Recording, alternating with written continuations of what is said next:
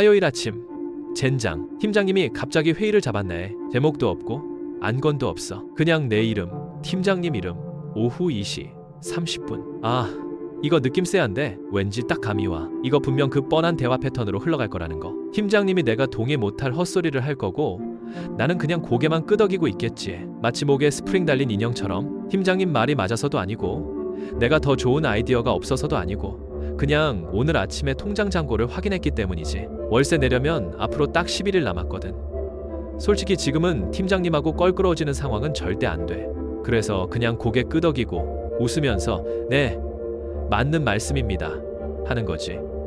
말도 안 되는 소리에. 그리고 그날 저녁 집에 돌아오는 길에 진짜 묘한 피로감이 몰려와.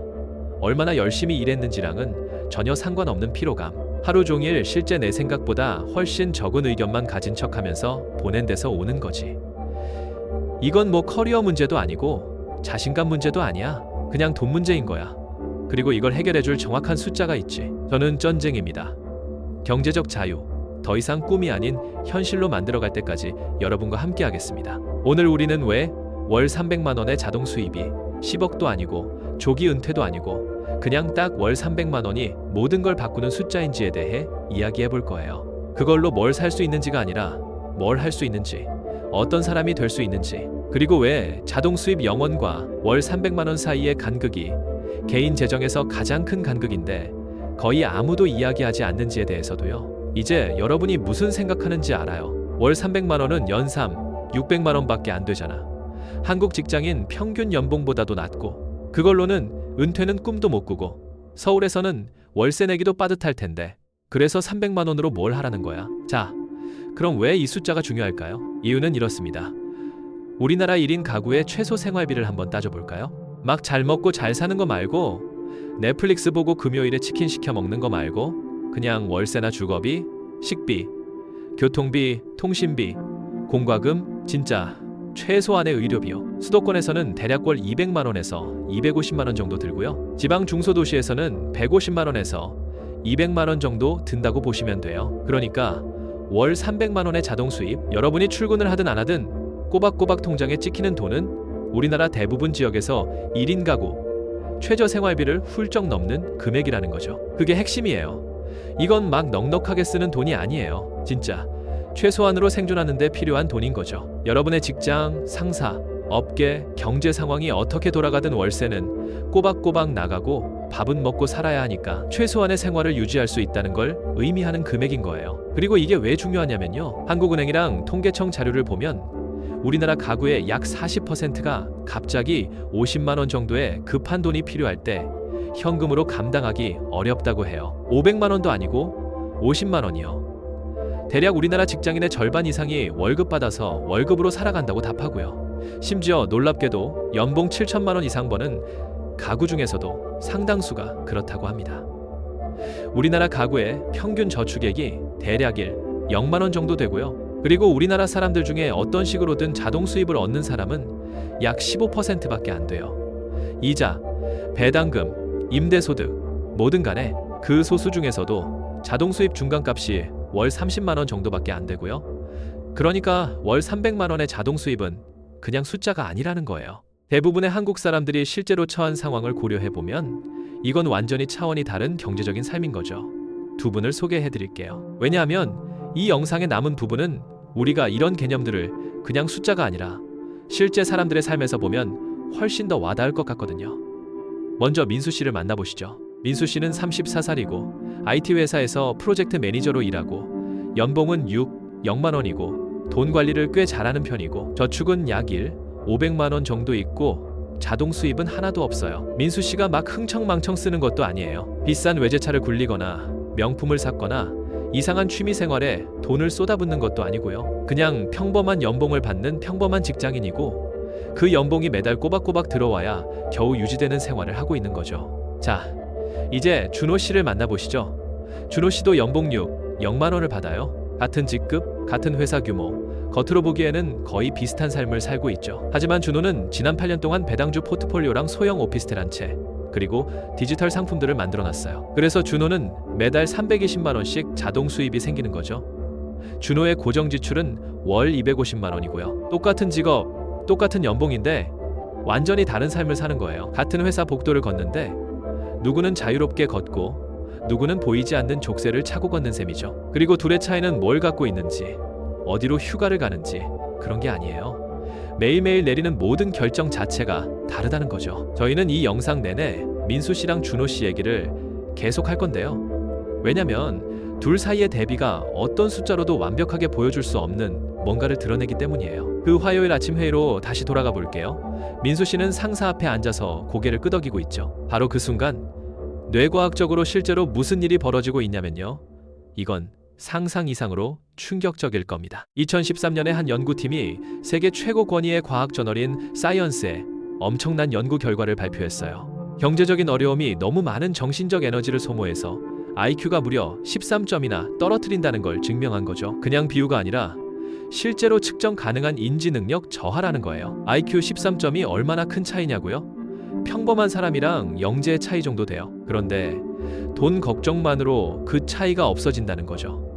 그들은 미국 쇼핑객들한테 경제적인 상황을 설정해주고 인지 능력 테스트를 했는데 엄청난 차이가 나타났어요. 그것도 이미 경제적으로 스트레스를 받고 있는 사람들한테서만요. 그리고 인도 농부들을 대상으로도 똑같은 연구를 했는데 수학 전에 돈이 없을 때랑 수학 후에 막 돈을 받았을 때 똑같은 사람들을 테스트한 거예요. 그랬더니 같은 사람들이 돈 문제가 일시적으로 해결됐을 때 훨씬 더 좋은 점수를 받았다는 거죠. 경제적 스트레스는 인지 능력의 한계를 보여주는 게 아니라 오히려 그런 한계를 만들어내는 거예요. 그리고 코르티솔 문제도 있죠. 경제적 압박에 대한 연구들을 보면 경제적으로 불안정한 환경에 사는 사람들은 코르티솔 수치가 꾸준히 높게 나타나요. 코르티솔은 우리 몸의 주요 스트레스 호르몬이잖아요. 여기서 진짜 웃긴 아이러니가 발생하는데 만성적으로 코르티솔 수치가 높으면 오히려 위험 회피 성향이 강해진다는 거예요. 그러니까 상황을 개선하려고 가장 위험을 감수해야 하는 사람들이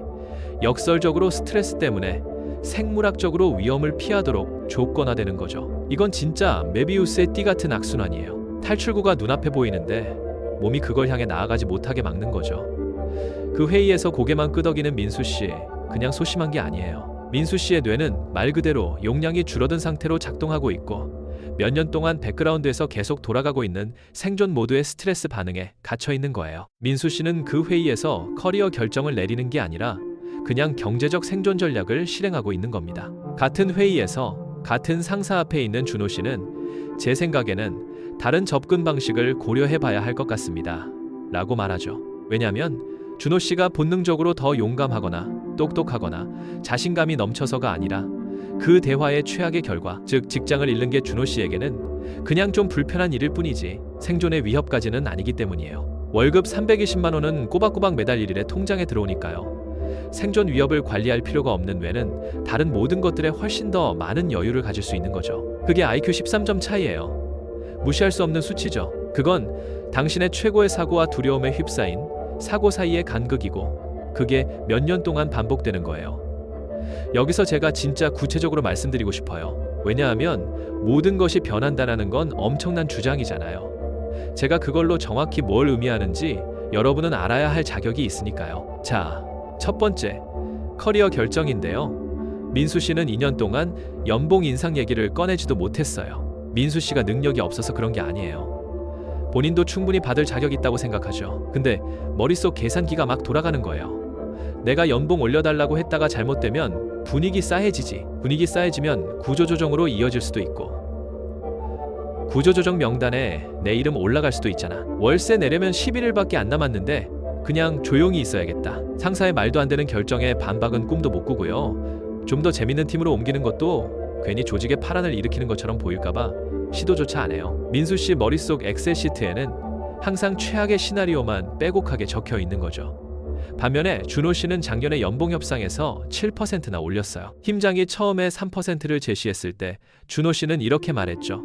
팀장님, 감사합니다. 그런데 제가 작년에 달성했던 프로젝트 성과를 생각하면 재검토가 필요할 것 같습니다. 3개월 뒤에 다시 한번 논의해보면 어떨까요? 이게 막무가내로 떼쓰는 게 아니잖아요.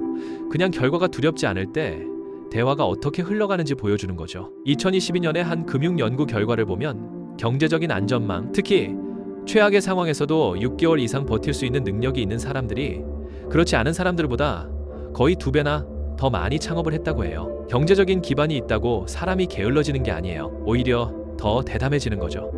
두 번째, 건강. 이건 뭐 너무 뻔하죠.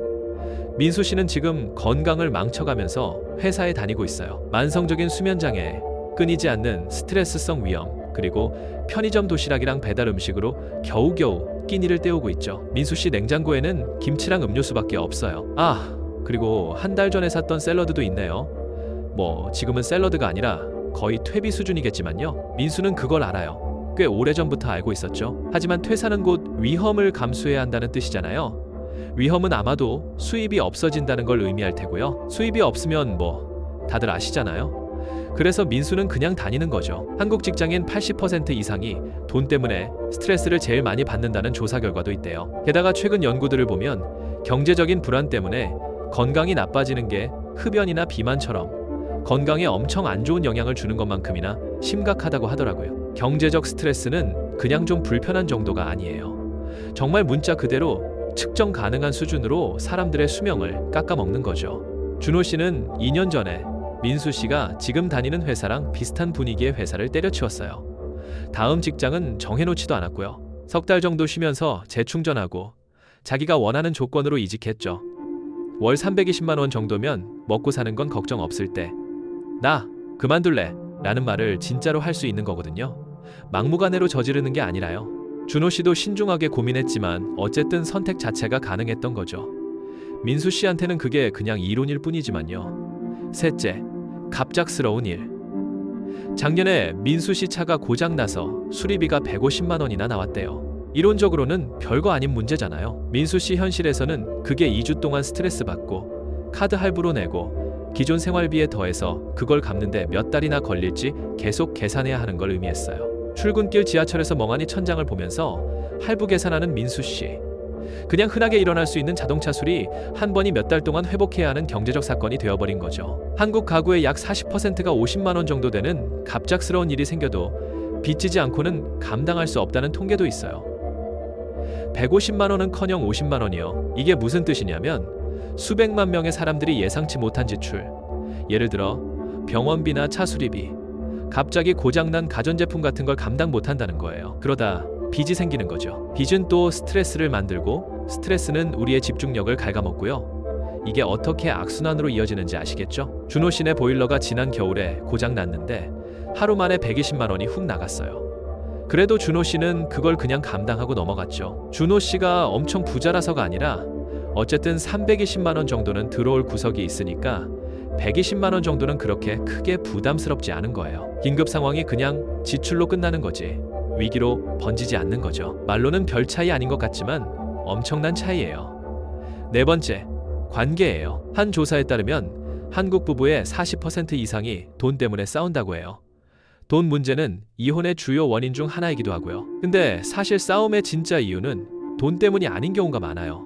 불안감 때문이죠. 서로 위험 감수 성향이 달라서 충분히 안전하다고 느끼지 못하는 그 짓누르는 심리적 부담 때문인 거죠. 민수 씨 커플은 몇 달에 한 번씩 똑같은 싸움을 해요. 겉으로는 매번 다른 이유 때문이죠. 여행, 차, 명절에 누구네 부모님 댁에 갈지, 전세 대출을 받을지. 하지만 결국엔 항상 같은 문제예요. 둘 다 불안한 거예요. 경제적으로 불안한 사람들은 사랑하는 사람들을 위해서 최선의 결정을 내리기가 힘들죠. 준호 씨 커플도 돈에 대한 의견이 다를 때가 있어요. 누구나 그렇죠. 하지만 대화의 질이 달라요. 둘 다 불안하지 않으니까 단순히 감당할 수 있는 걸 원하는 게 아니라 진짜로 원하는 게 뭔지 생각할 수 있는 거죠. 자, 그건 또 다른 차원의 이야기고요. 다섯 번째, 투자 방식입니다. 이게 시간이 지날수록 정말 눈덩이처럼 불어나는 부분이에요. 예를 들어 2020년 3월 코로나19 때문에 주식시장이 한 달 만에 30% 넘게 폭락했을 때 민수 씨는 당장 생활비가 부족해서 주식 계좌에서 500만 원을 뺐어요. 그 500만 원이 그대로 투자되어 있었다면 지금쯤 한일 500만 원 정도 됐을 거예요. 단순히 500만 원 손해가 아니죠. 6년 동안 500만 원으로 얻을 수 있었던 복리 수익에 민수 씨가 경제적인 여유가 없어서 날려버린 일, 0만 원의 미래 자산까지 포함된 손해인 거예요. 반면에 준호 씨는 2020년 3월에 팔지 않았어요. 오히려 더 샀죠. 특히 폭락장 바닥에서 300만 원을 더 매수했어요. 다들 패닉에 빠져서 팔 때 준호 씨는 오히려 주식을 담고 있었던 거죠.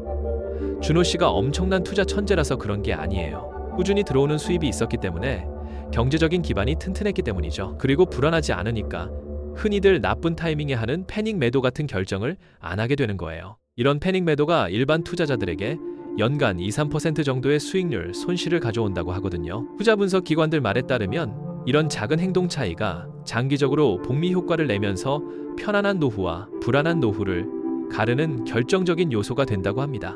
좋아요. 그럼 이제 어떻게 해야 하는지 한번 이야기해 볼까요?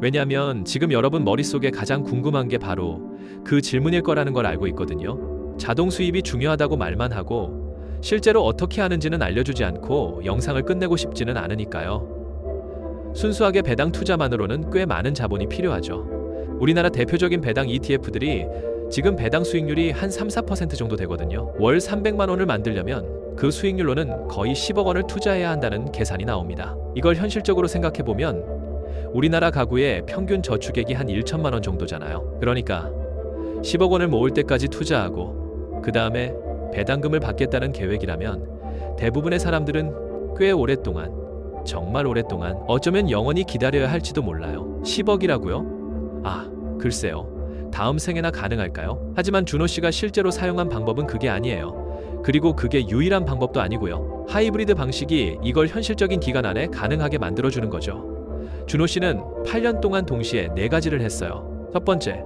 한국 고배당주랑 미국 배당 ETF 폴리오에 2억 3천만 원을 투자해서 평균사 2% 수익률로 월 한 80만 원 정도를 만들었어요. 이건 8년 동안 꾸준히 투자하면서 만든 금액이고요. 처음에는 목돈으로 시작했고 그 후에는 매달 남는 돈이 생길 때마다 조금씩 더 샀다고 해요. 엄청 화려하거나 흥미로운 건 없고 그냥 자동이체 걸어놓고 묵묵히 기다리는 거죠. 지루하죠? 네, 지루합니다.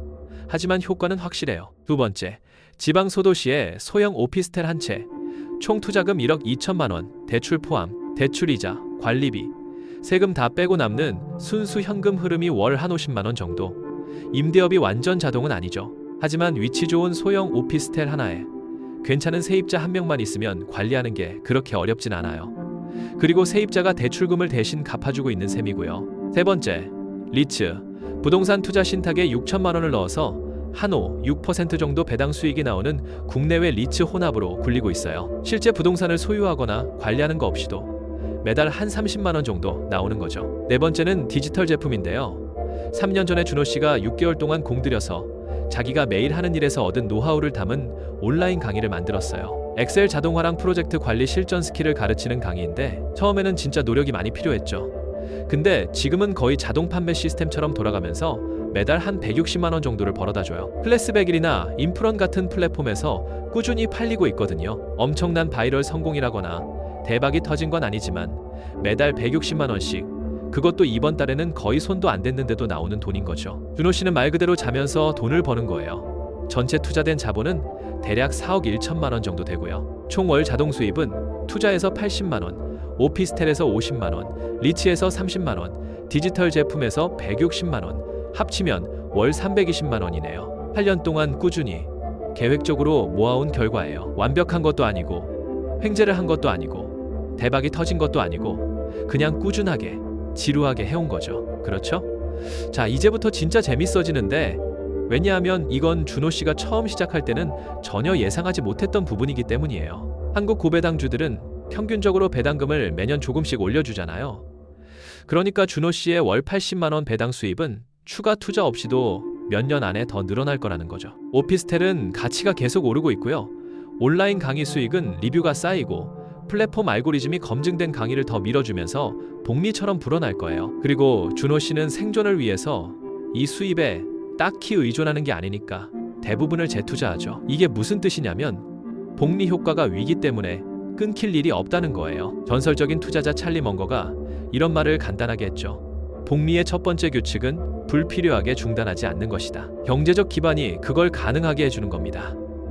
경제적 기반이 있어야 복리 효과가 제대로 돌아가는 거예요. 여기 이 모든 것의 핵심에 있는 역설적인 진실이 하나 있습니다.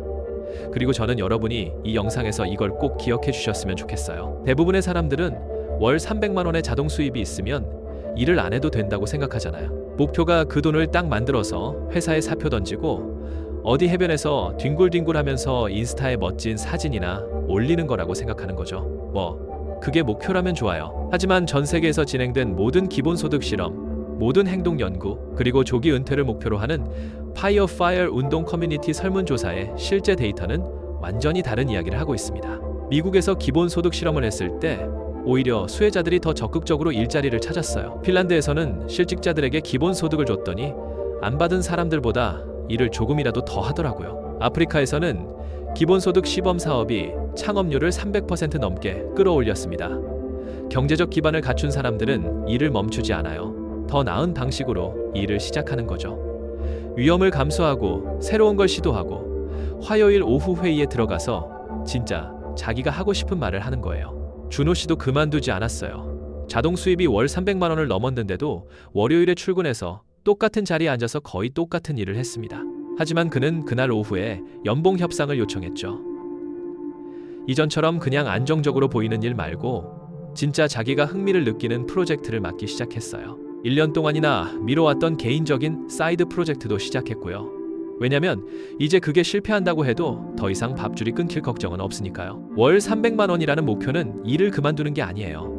일하는 걸 두려워하는 마음을 멈추는 거죠. 그리고 이건 완전히 다른 삶을 만들어내는 정말 엄청나게 다른 두 가지 의미랍니다. 베스트셀러 돈의 심리학 저자인 모건 하우젤은 돈이 주는 가장 큰 선물은 이자나 수익률이 아니라고 했어요. 바로 자기 시간을 통제하고 화요일을 되찾고 경제적인 안전만 따지는 선택 대신에 진짜 옳다고 생각하는 선택을 할 수 있게 해주는 거라고요. 충분함이라는 건 딱 정해진 금액이 아니에요. 생존을 위협하는 경제적인 불안감이 사라지고 비로소 온전한 자기 자신으로 돌아갈 수 있게 되는 바로 그 지점을 말하는 거죠. 지금 2026년 한국에서 그 기준선은 대략 월 250만 원에서 350만 원 정도 될 거예요. 지역이나 생활 방식에 따라 다르겠지만 핵심은 똑같죠. 솔직히 여러분 중에는 투자 자본 4억 원이라는 게 마치 달나라 여행만큼이나 불가능하게 느껴지는 분들도 있을 거라고 생각해요. 그리고 충분히 이해합니다. 절대 쉽다거나 빠르다거나 지름길이 있다고 말씀드리진 않을 거예요. 그런 건 없으니까요. 하지만 딱 하나, 여러분이 한 번쯤은 고려해봤으면 하는 게 있어요. 지금 여러분이 투자하는 모든 돈은 여러분 스스로의 의사결정권을 조금씩 되찾아오는 거라고 생각하시면 돼요. 4% 수익률로 10만 원을 투자하면 가만히 있어도 매년 4천 원이 생기는 거잖아요. 처음엔 자동 수입으로 통신비 정도를 낼 수 있게 되면 뭔가 달라지는 걸 느끼실 거예요. 그러다가 교통비까지 커버되는 달이 오면 또 한 번 변화가 생기죠. 그때부터 여러분은 경제적인 기반을 가진 사람처럼 생각하게 되고 선택권을 가진 사람처럼 결정을 내리게 될 겁니다. 아직도 민수 씨는 회의에서 고개만 끄덕이고 있을지도 몰라요. 어쩌면 여러분도 그럴 수 있고요. 중요한 건 월 300만 원 자동 수입을 만들 수 있느냐 없느냐가 아니에요. 꾸준히 쌓아나가면 거의 모든 사람이 어떤 소득 수준으로든 가능하다는 게 수학적으로 증명되거든요. 진짜 중요한 건 지금부터 경제적 기반을 만들기 시작할 건지 아니면 계속 연봉이 조금이라도 더 오르기만을 바라면서 살 건지 그걸 결정하는 거죠. 연봉은 회사가 좌지우지하지만 여러분의 자동 수입은 여러분 스스로가 통제할 수 있다는 거 잊지 마세요.